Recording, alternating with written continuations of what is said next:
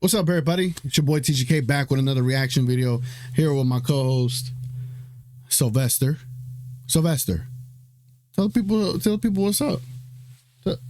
Anyway, so today we got a video by the YouTuber channel name Backyard Buckets. We're gonna go ahead and check this out. It's a Dallas Mavericks video. So everybody know I love to react to most of any Mavericks content I can get my hands on. So let's go ahead and let's see what they're talking about. As you know, enough of the fluff. Let's get to the stuff. All right, again, this video is titled "How the Dallas Mavericks Tricked the NBA." Again, this is by Backyard Buckets. So let's see what we got talking about here. Let's go. After getting off to a very rocky start to the season, a 5-12 record, the Dallas Mavericks have locked in. This team has now. Did you say 5-12? Hold on. Run that from the top. After getting off to a very rocky start to the season, a 5-12 record. Oh, that's why he put the little correction there. Hey, as a YouTuber, I understand. It happens to all of us. It happens to the best of us. He meant 5-7, y'all. So I was gonna kill him, but he corrected it. I've done it before. Anyway, let's get back to the video. The Dallas Mavericks have locked in.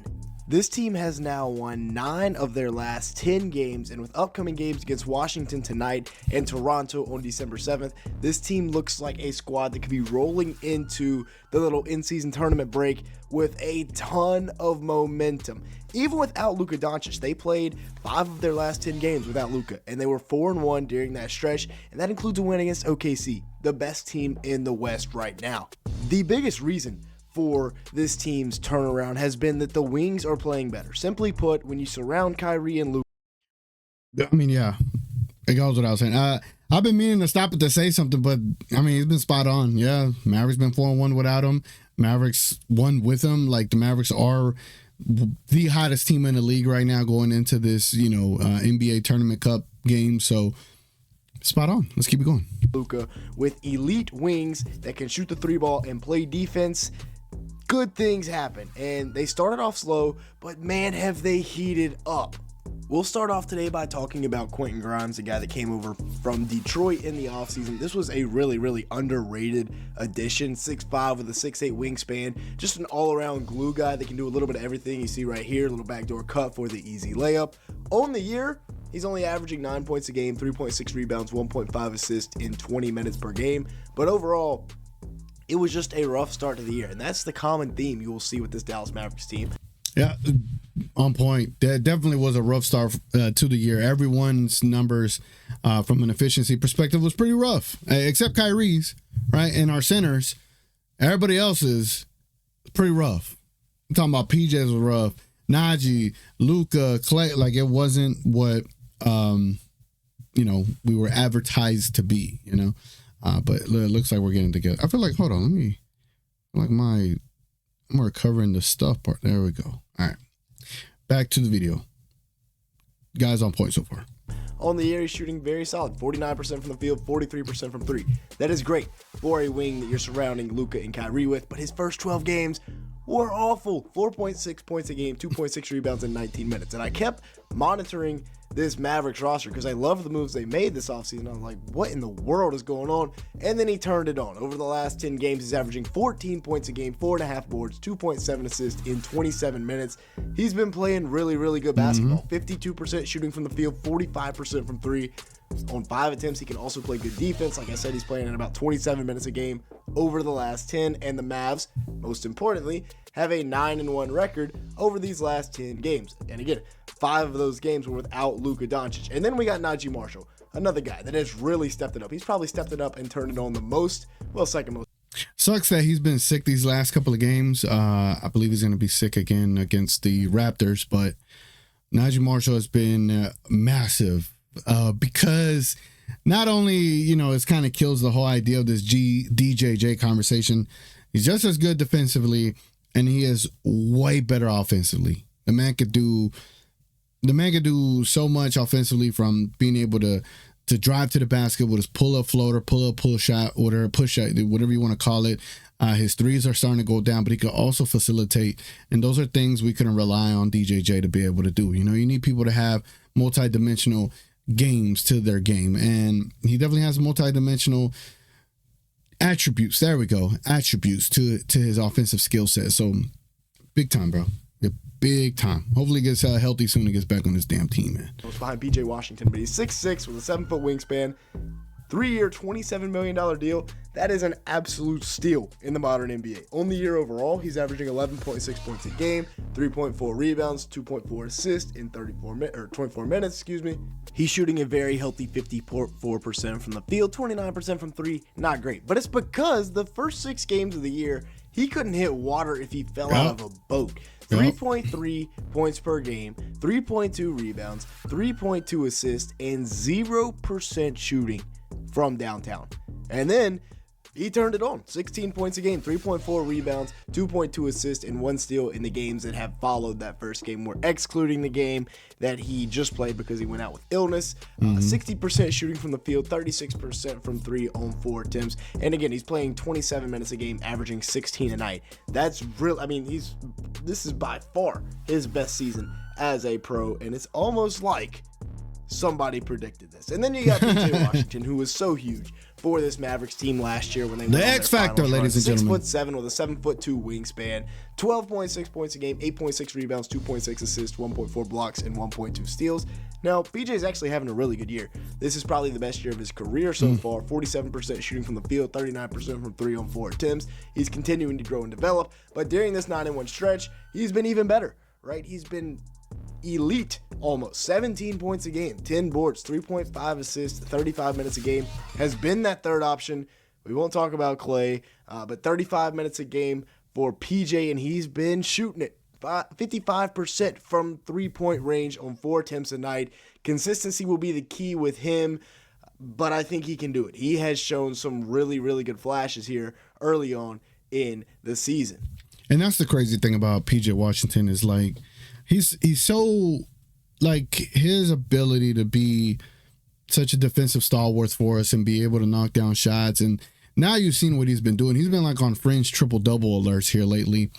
And it's just awesome to see, like, you know, a Dallas raised kid gets traded to Dallas and, you know, stands on business. And the other day when he beat the Grizzlies on that shot, what PJ's just been doing has been amazing, and it's everything that we wish Dodo was. We wish to have in a power forward. He's everything in that and more. Like, the man can rebound, the man defends, the man can shoot a 3-ball, and the biggest concern was him hitting threes consistently, like you just said. It really is going to come down to him being able to stretch the floor and hit shots consistently, because if that's the case, then teams have to account for him, and when they're already accounting for Clay, Kyrie, and Luka, and the dunker spot with our centers, it is hell for defenses to even deal with this kind of team, much less, you know, if PJ's not knocking down his shots, you're making it slightly easier for them, but if he's knocking down his shots, it's beyond more difficult than you could even, you know, say it in the simplest of terms. So we got to talk about this comeback that they went on and some of these plays they made down the stretch. We're going to start with a pick and roll here with Dinwiddie. Both defenders go with Luka, and Luka is just such an engine for this team. I think Lively's going down to try and set like a little pin down action. You can't leave Kyrie here in the corner because it's Kyrie. He shoots a ridiculous percentage from the field, and Luka's going to drive in, draw the help of 2 guys, and kick it to PJ. And right, PJ's been shooting, like we said earlier, 54% from 3 over the last 10 games, but this time he's going to give him a ball fake. J Huff has to respect it now, and he's going to go by, get to the rim, and that's a grown man and one. Yep. Luka is, if not the best tough shot makers in the league. This is a good, really good defender. Look at the feet. In Marcus Smart. It's a great step back. You know, and also check this out, right? So Kyrie's over here, Jaws with him. Santi Aldama is over here with PJ Washington, and then Spencer Dinwiddie, a guy we didn't talk to. Desmond Bane's got to sprint back, right? He can't just leave him open. Lively's 3 steps out of bounds. Interesting strategy, but a really tough step back 3 right here by Luka Doncic. When the floor gets spread and he can just cook, he's nearly unguardable. Mm-hmm. He is unguardable, for sure. Oh, did he? He must have had mute this part because he probably got probably got whatchamacallit. He probably got hit with a copyright in that segment. Because whenever you show footage, man, they're like really particular about things. So it is what it is. This is YouTube. We haven't even talked about Spencer Dinwiddie yet, but in this play right here, right, Luka's out here standing at half court with Marcus Smart. They're taking him out of the play. Good thing for the Mavs, they have another guy that's a walking paint touch. This pass right was crazy by Kyrie. Aldama slides over. Ja Morant rotates down very well because Jaren has now switched on to Kyrie. Good defense by the Grizzlies here, right? What Desmond Bane does is he gets stuck watching a little bit too long. But then again, I mean, he's responsible for both right here, especially when you're going no help off Luka. That puts you in a bind defensively with Marcus Smart. So Kyrie is going to break this down. He's going to get a paint touch, kick out to PJ. It was a little bit of a bad pass. And then the rotation down by Bane, he does that very well. But again, this is where Marcus Smart would come in. He would be the guy to rotate over. And unless he's just playing horrible defense right here, very fundamentally unsound defense, then they're in a no help off Luka, and that's where it beats you. And Spencer Dinwiddie, 37% from three on the year, catch and shoot to put it to a 5-point game.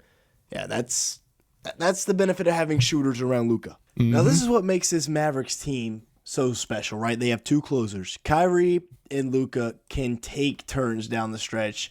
Lively comes up here for a ball screen, but it's not really needed because Luka just smacks Marcus Smart in the face as he's going by. Very effective move. Causes Jaren to now slide out, right? Senti stunts, but then he's going to get back to Kyrie. Desmond Bane now has to take away. It's a high. He said it was a very effective move. It actually was. Oh, shit, man. Tag on Lively's. He's rolling. And then Ja really should be the one that tags low, but if Bane's going to tag high, then Ja can just kind of hang out. Luka's going to shot fake, get Jaren Jackson Jr. in the air, and then is going to make the perfect read right here because Marcus Smart is still recovering from being smacked in the face.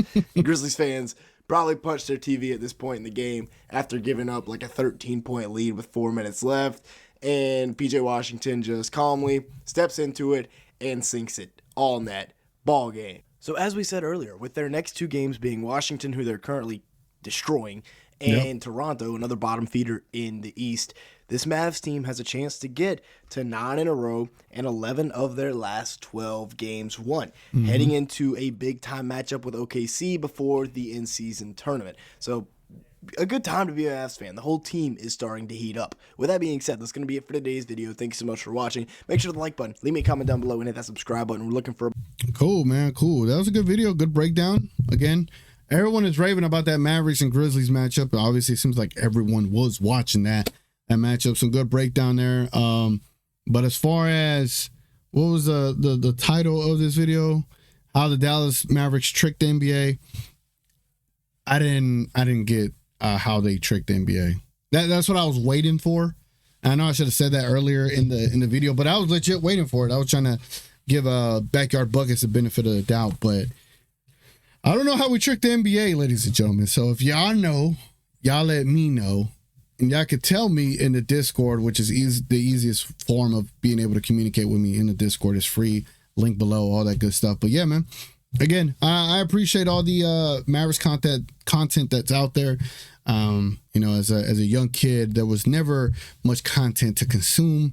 Now there's so much out there that you could just be able to turn on YouTube and find something. So, but it's just kind of cool. I think this is helping the perception of this Mavericks team, and then hopefully eventually maybe help Luka's MVP odds, right? Because we are going to talk about that in a video here in a bit, because they still got Jokic ranked number 1, and he's like not even a top 5 seed, and yet he's number 1 in MVP rankings. But you already know how that goes. Anyway, it's been your boy TGK. Consider subscribing to the channel, leave a like, consider being a member as well, all that good stuff. Discord down in the link below. It's been your boy TGK. Appreciate y'all watching, and I'm gonna catch y'all on the next one.